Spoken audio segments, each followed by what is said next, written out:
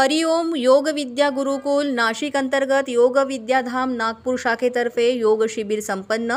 महात्मा ज्योतिबा फुले विद्यालय उमरखेड येथे शनिवारी कार्यशाळेचं आयोजन। 1450 विद्यार्थ्यांनी घेतला लाभ। नागपूर शाखेच्या कार्यवाह सौ सुनीता शिवणकर नागपूर यांनी ही कार्यशाळा घेतली। शाळेचे मुख्याध्यापक श्री प्रमोद देशमुख सर यांच्या सहकार्याने कार्यशाळा उत्तमरित्या पार पडली।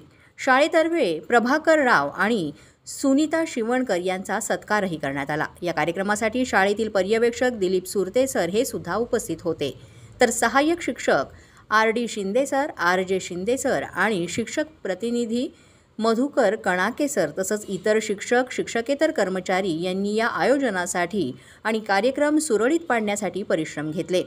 या कार्यशाळेमध्ये विद्यार्थ्यांना योग आणि योगाचं महत्त्व समजावून सांगण्यात आलं।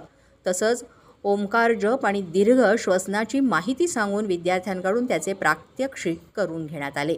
काही सोपी आसनं सुद्धा विद्यार्थ्यांकडून करून घेण्यात आली। मराठी 9 न्यूजसाठी विजय वानखेडे, उमरखेड।